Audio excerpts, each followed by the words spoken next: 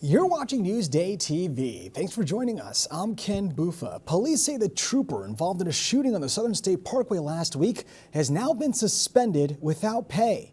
Now this comes as authorities are investigating how exactly Thomas Messia was shot in the first place. Officers were searching the 27-year-old's West Hempstead home today. The Nassau DA says they're investigating inconsistencies in the incident report. Now, Messia was shot after he allegedly went up to a dark car that he thought was stranded on the parkway. He then claims an alleged suspect drove off. Messia's body camera was not on during the shooting. Now, he was released from the hospital on Friday, surrounded by hundreds of cops in a walkout ceremony. No arrests have been made. And police say human remains were found in a sump in Brentwood. Now, the remains were found on 5th Avenue and Bancroft Road this morning. The medical examiner is working to determine the identity and the cause of death. Now, officials are asking anyone with information to call the homicide squad at 631-852-6392. And we are just hours away from Election Day. More than 500,000 Long Islanders have cast their ballots over the 9 early voting days. Now, according to both counties, Nassau saw more than 280,000 voters, where Suffolk saw nearly 290,000. Polls will be open across Long Island from 6 o'clock in the morning until 9 at night. And the Board of Elections expect another 350,000 voters tomorrow. There will be polling locations in Nassau, 349 of them actually, and 325 in Suffolk.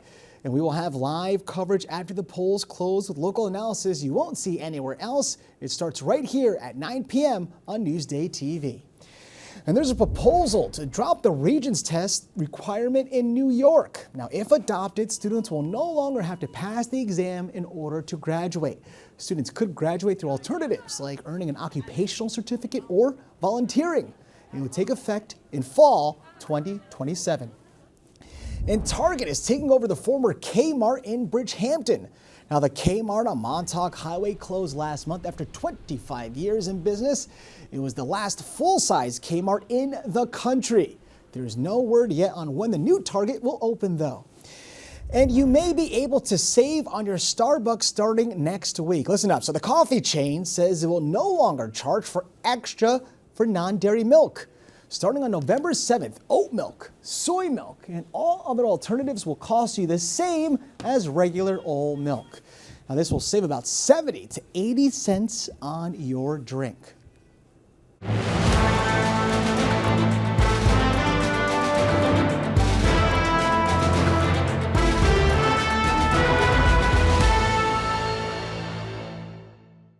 Some voters will head to the polls for the very first time tomorrow. Jasmine Anderson spoke with students about the issues that matter most to them in a story you'll see only in Newsday. New data from Circle, a nonpartisan research group, shows more than 8 million Gen Z voters are eligible to cast their ballots for the very first time in the 2024 election. Some are going the extra mile to get their peers to the polls. Young voters traditionally have not turned out at the levels that older voters do. And so that's sort of an untapped into base of support that's going to be crucial in a lot of these key swing states. Plainview native Aiden Davis, who attends Princeton University, has been going door to door in the swing state of Pennsylvania in support of Vice President Kamala Harris. Right now on college campuses, it's an environment of fear and anger. On Long Island, Benny Stony Brook students are feeling the same, but it's not stopping Samuel Spock of Dix Hills from casting his ballot. I love Trump. I have been to multiple rallies. Under Trump economy, my family were a lot better. There was no wars. Some students are voting on the issues of safety and securing freedoms. I'm queer, I'm a woman, I'm a person of color, so I want to make sure I can still be a person safely. I don't agree with everything that she says, but she's much better than Donald Trump. The amount of anti-trans laws being passed in over basically half the country. I am a transgender individual. I care a lot about that, obviously. I find it very concerning. While some voters are still undecided, like David Onovo. He says gun control will play a role in his voting decision. Growing up, I've heard a lot about school shootings. I've been in a lot of protests and rallies with school shootings. Some are still trying to make up their minds and filter out misinformation. I missed out both of the debates because I had class. So most of the information I got was clips off of TikTok, and a lot of them were taken. Some of them were taken out of context. Amin Dinesh Mania is voting for a third-party candidate, and he's more interested in the local races that impact Long Islanders. There's a lot at stake. We are the largest populated island, the most populated island in the continental U.S., so we have many issues, one of them being the transit systems. Jasmine Anderson, NewsdayTV. Now, to read more about the candidates and see our voters guide, go to Newsday.com, click Get More, below the NewsdayTV video box. Newsday has complete coverage and in-depth analysis of the races affecting Long Island, interactive voters guide to all races in Nassau and Suffolk counties, and regular updates from Newsday TV with live results after the polls close at newsday.com/LIVotes.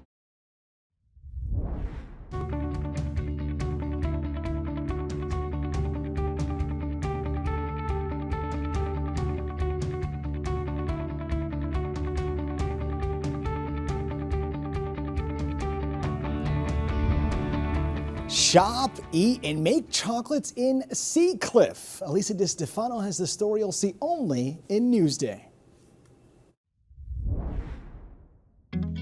It was once a resort town, now home to many small shops and restaurants. Take a stroll through scenic Seacliff. Here are some spots you should stop by. First stop, the Seacliff Village Museum. Take a step back in time and learn about Seacliff's past. These photos are so neat. And check out this kitchen from the turn of the century. There's also a new temporary exhibit. This exhibit features the illustrations and paintings of a local artist named Harold Ransom Stevenson. He was born in Brooklyn in 1924 to Seacliff summer resident. For something unique, visit It's Just Dishy. It's an antique shop, but it's a new style of antique shop. There are so many different types of things in here. I don't know where to look first. Well, that's part of its magic. Today we found the gong. The gong. I've always wanted to do this. And once you walk up an appetite, Foster is one of Newsday Feed Me's top 50 restaurants, and they're now serving lunch on Thursdays and Fridays. We like to call ourselves eclectic American. We have lots of classic American dishes, but also influences of different cuisine. It's farm to table. Everything is seasonal. Ooh, look at this sandwich. Oh, so good. And for a treat or caffeine fix, there's cocoa confections and coffee. It smells so good in here. Look at all of this chocolate. I use 100% pure Belgian chocolate, all hand casted, and my truffles are hand painted. The Earl Grey truffle, that was my wedding favor, and that's how I get into the chocolate business. You can learn how to make truffles too at their new workshops. All right, which one first? The OG? Yeah, I gotta go with the OG. End your day with something sweet here in Seacliff. Elisa DiStefano, Newsday TV. Now, to read more about places to visit in Seacliff, go to Newsday.com, click Get More below the Newsday TV video box.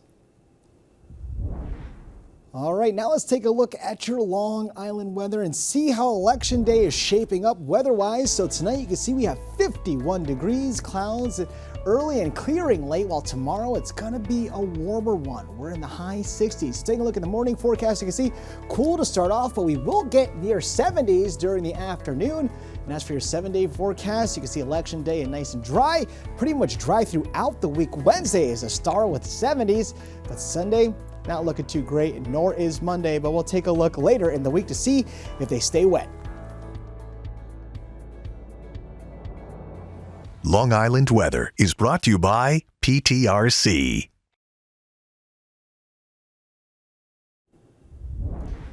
You're watching Newsday TV. I'm Ken Buford. Thank you so much for joining us. Have a good Election Day.